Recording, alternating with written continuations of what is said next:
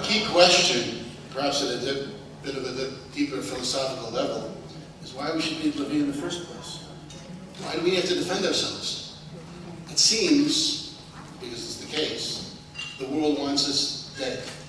That's D-E-D, dead. That's the whole world. And the ones who don't, that's only because they haven't met us yet. Now, why? We're such nice people. We have the Salk vaccine. We have 25% of the Nobel Prize winners.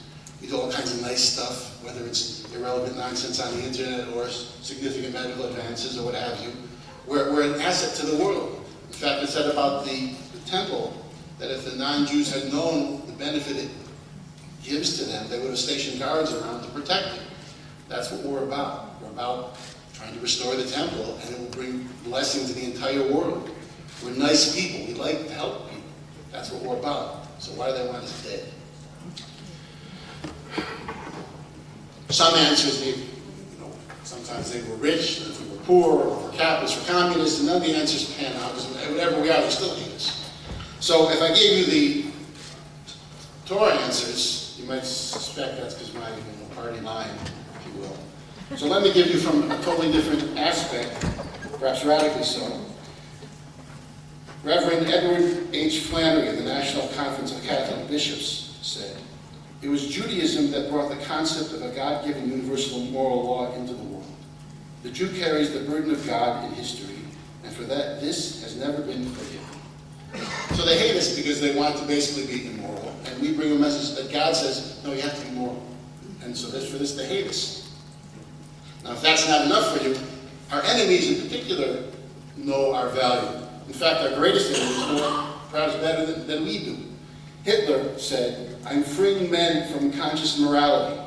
I'm fighting against the Ten Commandments." There was a message sent out in 1940 from the German Central Command to the Polish governors, Nazi governors, saying not to grant exit visas to Ostjuden, Jews from Eastern Europe. The reason behind this order is clearly spelled out. They fear that because of their orthodoxy Estelung, their orthodoxies, Ostjuden would provide the Rabbener and the Talmud learner, the rabbis and the teachers of the Talmud would create the spiritual regeneration of the Jews in America and throughout the world. So they hate us because we're trying to bring morality and God's moral message to them.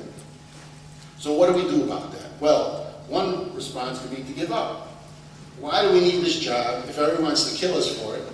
Let's give it up. And many have tried to do this. Now, there's three different problems with it. First of all, we have a soul and the neshama inside of us that's pushing us, crying out, trying for us to do this. And so what the person who's trying to quiet this and make it be quiet, leave me alone, I want to do what I want to do, don't bother me with all this morality and this God stuff. He'll try to, the more radical ones will try to shoot their own soul, and they're trying to shoot it, and they don't, all of a sudden they realize their soul is inside their own head. So the proverbial expression, shooting themselves in their foot, leads the guys to shooting themselves in the head. Or shooting, if they're of a higher level of a politician, they can take out entire cities with foolish actions. So when we despair over the foolishness of our politicians or our enemies of all sorts, they're just trying to take out their souls. And so when they try to do things that are against their best interests, like cancel the levy or tens and tens of this government decisions you can read about from the history, that's what they're trying to do. They're trying to do in their soul and accept the body and the country gets in the way, so they do in the country as well. The second reason is that every person at the deepest level of their soul, you at the deepest level of your soul, want to serve God. That's what your soul wants. And if you don't give your soul what it wants, no matter what you accomplish in life, you'll never be happy. No matter, because you're trying to feed your soul a Rolls Royce or a powerful position or lots of money or lots of power. It doesn't matter. Your soul doesn't eat that. Your soul needs service of God to be satisfied. So if you don't give your soul what it needs on a personal level, you'll never ever be happy, whether you're religious or secular. And it doesn't matter, even if you are religious, it's a constant effort. If you're already this low religious, you have to keep trying. There's no leveling, because it's always a desire to serve God. It's not a level, some level you've accomplished. And the third reason is that God placed us in this world to serve Him. Now that's very interesting. God is infinite. He doesn't need anything. He doesn't need our prayers. He doesn't need our mitzvahs. He doesn't need us to eat kosher. He doesn't need us to learn Torah. He doesn't need anything. He's not lacking. That's the definition of infinite. He has everything. The only reason He has us serving Him is so to enable us to become closer to Him. Because by serving Him, it allows us to become closer to the infinite Master of the universe. And for that, that is our gain, solely our gain. The thing is that this world was created for that. So this world is only a tool to get there. So if He sees us going off course, away from that goal, He's willing to do whatever it takes to bring us back. And sometimes we're very strong-headed, and we want to go off course, and He has to push us back in a very forceful, and sometimes, God forbid, painful way. That's something we want to avoid. Now there's an expression, there's no atheist in foxholes. So if need be, God will place us in a foxhole with casualties to make it real, to bring us back. We want to avoid that.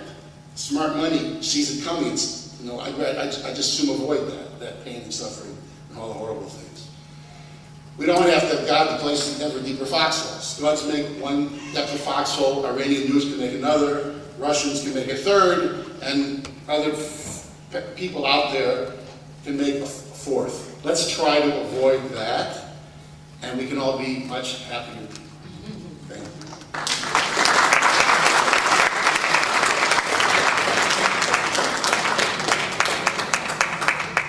Well, you know I'm proud of my sons, also of my daughter who's in Philadelphia. We're bringing her a video of this.